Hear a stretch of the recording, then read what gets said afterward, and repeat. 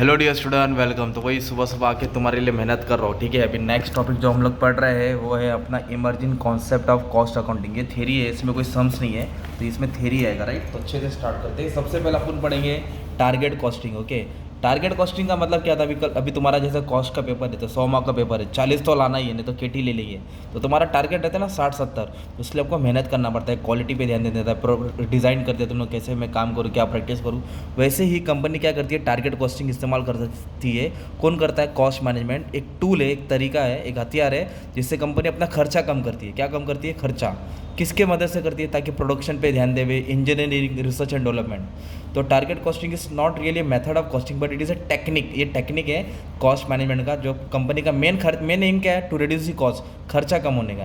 तो कंपनी फिर किसकी मदद लेती है? Research and development. अच्छे से प्रोसेस को डिज़ाइन करती है, गुड्स को अच्छे से मार्केटिंग मैन्युफैक्चर करती है, बनाती है, गुड मार्केटिंग स्ट्रेटेजी फॉलो करती है, अच्छे से कस्टमर को सर्विस देती है। इस तरह कंपनी, ये सब स्टेजेस होते हैं जो अच्छी डिज़ाइन होता है ना, उसको टारगेट कॉस्टिंग बोलते हैं। और एक Japanese industry, large number of firm all over the world using target costing. बड़ी बड़ी कंपनी सब फॉलो करती है, टोयोटा, होंडा मोटर, ये सब नाम डाल देने का। तुम्हारी कंपनी का भी नाम डाल दो, थोड़ी टीचर आके चेक करने वाली है। ये क्यों करती है company target costing? It is an integral part of design. Company का एक अंदरूनी हिस्सा है, कंपनी का पार्ट ऑफ हिस्सा है, प्रोसेस का हिस्सा है, डिज़ाइन का हिस्सा है। इंट्रोडक्शन न्यू प्रोडक्ट, नया प्रोडक्ट लाना है, कम खर्चे में लाना है। Target profit margin is derive, फिर उधर से कंपनी अपना एक प्रॉफिट निकालती है, अपने को इतना तो एक प्रोडक्ट के पीछे मिलना चाहिए।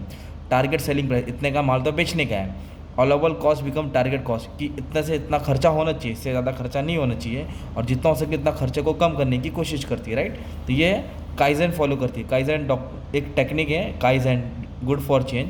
तो ताकि प्रोडक्ट में कंटिन्यूस इंप्रूवमेंट भी हो, बेटर क्वालिटी भी बने, और किफ़ायती दाम, सस्ते दाम में भी बने, और जिससे कंपनी को अच्छा प्रॉफिट हो और कम खर्चा हो।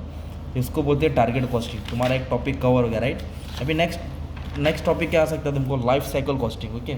हर प्रोडक्ट का ना लाइफ होता है, एवरी प्रोडक्ट हैज़ लाइफ। जैसे तुम्हारा मेरा लाइफ है, पहले बच्चा पहले पेट में रहता है, फिर छोटा बेबी रहता है, फिर बड़ा होता है, फिर राइट बच्चा रहता है, फिर 18 साल का होता है, फिर शादी, फिर जवानी, फिर बूढ़ापा।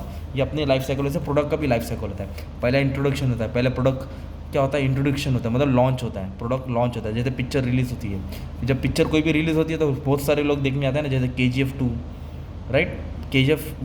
के जी एफ देगा तो पब्लिक को इंटरेस्ट आ रहा है, KGF 2 देखेंगे। तो इंट्रोडक्शन हुआ, रिलीज़ हुआ, तो बहुत सारे लोग देखने गए, भाई चल जाता है, तू भी चल, मैं भी चल। तो प्रोडक्ट को ग्रोथ मिलता है, बहुत सारे लोग आते हैं, तो कंपनी ज़्यादा कमाती है पिक्चर के कारण, है ना। प्रोड्यूसर ज़्यादा कमाता है। फिर मैच्योरिटी आ जाता है, अभी 1-2 महीना तक थिएटर पे रहेगी, उसके बाद बाकी पिक्चर भी तो आएगा, है ना। सल्लू आएगा, शाहरुख आएगा, रणवीर आएगा, बाकी एक्टर्स की भी पिक्चर आएगी। फिर KGF 2 का थोड़ा डिमांड गिर जाएगा, मैच्योरिटी बोलते हैं। फिर saturation shed, at this stage sales decline, धीरे धीरे सेल्स और कम हो जाएगा, डिक्लाइन। अभी थिएटर में है क्या पिक्चर? नहीं। तो इस तरह प्रोडक्ट आता है, टिकता है, आता है, छाता है, टिकता है, जाता है। ये प्रोडक्ट लाइफ साइकिल है। अभी अपना टॉपिक है life cycle costing. Life cycle costing का मतलब होता है कि जो प्रोडक्ट होता है उसको बनाने का और मेंटेन करने का खर्चा। In simple word, it include cost over life cycle of A product. मतलब प्रोडक्ट को मेंटेन करने का कितना खर्चा होता है पूरे लाइफ साइकिल में, प्रोडक्ट का संभालने का खर्चा, राइट। तो संभालने के खर्चे में आता है एक्विजिशन कॉस्ट। एक्विजिशन मतलब खरीदने का खर्चा, मटेरियल, डिज़ाइन, प्रोडक्शन, कंस्ट्रक्शन। फिर उसको ट्रांसपोर्टेशन कॉस्ट भी तो आता है। ट्रांसपोर्टेशन बोलते हो अपना प्रोडक्ट माल चल के आएगा क्या भाई? नहीं, ट्रांसपोर्ट करना पड़ता है। हैंडलिंग कॉस्ट, तो ट्रांसपोर्ट पे आ गया, उसको उतारना तो पड़ेगा ना भाई, उतारने के लिए तो लेबर लगेगा या तो मशीन लगेगा। फिर मेंटेनिंग कॉस्ट, अच्छे से मेंटेन करना पड़ता है। ऑपरेटिंग कॉस्ट, कैसे उसको संभालना है, ट्रेनिंग देना पड़ता है। होल्डिंग मतलब संभालने का खर्चा। फिर अलग अलग चीज़ परचेस करना, फिर सब हो जाएगा, स्क्रैप को डिस्पोज करना। ये सब होता है लाइफ साइकिल कॉस्ट, लाने से लेके पहुँचाने तक, बचने तक, ओके। तो it includes the cost associated with the acquiring, लाना, केयरिंग, डिस्पोजल, फिजिकल एसेट, ये सबको क्या बोलते हैं? Life cycle cost, okay. तो लाइफ साइकिल कॉस्ट क्या होता है? अलग अलग स्टेजेस से वो पास होते रहता है। तो ये हो गया तुम्हारा एक टॉपिक, ठीक है। अभी नेक्स्ट टॉपिक तुम्हारा आएगा बेंच मार्किंग। अभी ये वर्ड बहुत इंपॉर्टेंट है, ठीक है। इसका मतलब क्या होता है बेंच मार्किंग का, तुमको समझाता हूँ। अभी समझो मैं क्रिकेटर, मुझे भी क्रिकेट खेलना बहुत अच्छा लगता है, ठीक है। अपना भी ख्वाहिश है कि अपन भी स्टेडियम में खेलें, पर चलो ठीक है, अभी लोकली खेल रहे हैं। अभी एक बात बोलने का, अगर मुझे सपोज स्टेडियम में जाना है तो मुझे अच्छा खेलने के लिए एक तो प्लेयर को रखना पड़ेगा, ताकि मैं उसको कंपेयर करके अपना बोलते ना रन बना सकूँ। तो सपोज़ विराट कोहली ले लिया, स्मिथ ले लिया, है ना। तो ये सब क्या हो गए? बेंच मार्किंग है। तो मैं एक नॉर्मल सा प्लेयर हूँ और मुझे क्रिकेट खेलना है और एक बड़ा स्कोर अच्छा लेवल बनाना है, टीम को जिताना है, तो मैं बेंच मार्किंग विराट कोहली को बनाऊंगा। मतलब मैं अपना परफॉर्मेंस विराट कोहली से कंपेयर करने की कोशिश करूँगा जो सबसे अच्छा है मैं उससे बेहतर बनूँ। तो कंपनी क्या करती है, इधर अपना प्रोडक्ट को टॉप कंपनी के प्रोडक्ट से कंपेयर करती है। तो जो टॉप कंपनी है वो बेंच मार्किंग हुआ, जैसे आईफोन मोबाइल हो गया, राइट। तो एक ये क्या है, ब्रांड है, बेंच मार्किंग हो गया लोकल मोबाइल के लिए। तो लोकल मोबाइल सोचेगा कि मैं जो भी प्रोडक्ट बनाऊँ आईफोन के जैसे बनाऊँ, मतलब ना उसके जैसा नहीं तो उससे कम भी नहीं। तो कंपनी ये सोचती है, बेंच मार्किंग बोलते, ओके। तो इधर कैसे दिया अभी समझाता हूँ। सिस्टमेटिक कंटिन्यूस मेजरमेंट प्रोसेस, लगातार प्रोसेस ऑफ कंपेयरिंग, ये word important, and measuring organisation business process against the business leader.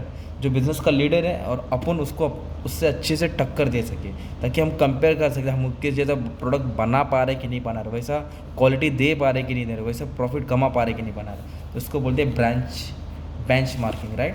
तो बेंच मार्किंग अलग अलग होता है, प्रोडक्ट को कंपेयर करना। कंपिटिटिव मतलब दुश्मन को देख के मेरा दुश्मन क्या बना रहा था उसके हिसाब से मैं भी बनाऊँ। और प्रोसेस मतलब उसका प्रोसेस कैसे चल रहा है, तो उसके हिसाब से मैं अपना प्रोसेस में अच्छा चेंजेस लेके आऊँ, राइट। इंटरनल मेरे कंपनी के अंदर का हिस्सा को अच्छे से चेंज करूँ, engineering, inventory, insurance, energy. Strategic मतलब एक ऐसा बनाओ ताकि कंपनी को मेरे को लंबे समय तक फ़ायदा हो।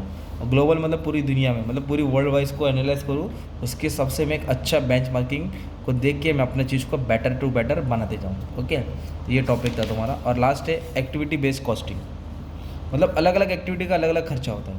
जैसे कंपनी में सिर्फ क्या चीज कस्टमर का ऑर्डर ही लेते क्या, सिर्फ मटेरियल लाते क्या, नहीं। कंपनी में बहुत सारा काम होता है और बहुत सारे काम के ऊपर बहुत सारी एक्टिविटी होती है। जैसे चाय बनाने के लिए अलग एक्टिविटी लगता है, दाल चावल बनाने के लिए अलग एक्टिविटी रहता है, बच्चों को स्कूल छोड़ने के लिए भी एक एक्टिविटी होती है, कपड़ा धोना भी एक्टिविटी है। तो अलग अलग एक्टिविटी का अलग अलग कॉस्ट होता है। तो कस्टमर ऑर्डर प्रोसेसिंग, इसके लिए ऑर्डर देखना पड़ेगा, ऑर्डर सोर्स कहाँ से आया, मटेरियल के लिए कितना मटेरियल आया, नंबर ऑफ मटेरियल ट्रांजेक्शन, कितना मटेरियल हुआ, इंस्पेक्शन सप्लायर से कितना बार माल आया है, क्वालिटी कितना अच्छे से चेक किया, प्रोडक्शन कंट्रोल, इंजीनियरिंग है ना, पार्टीज, पॉलिसी, ये सब चेक किया जाता है। प्रोडक्शन में supervisor, shift pattern, industrial relation. तो ये सब क्या हो गया, तुम्हारा एक्टिविटीज़ हो गया। और ये ड्राइवर हो गया, मतलब इसकी एक्टिविटी को इसके हिसाब से देखा जाता है। अब जैसे कि कोई प्लेयर हो गया तो उसका परफॉर्मेंस, जैसे विराट कोहली, तो उसका परफॉर्मेंस रन, एवरेज, तो उसका कॉस्ट, उसको ड्राइवर बोलेंगे, क्या बोलेंगे, ड्राइवर।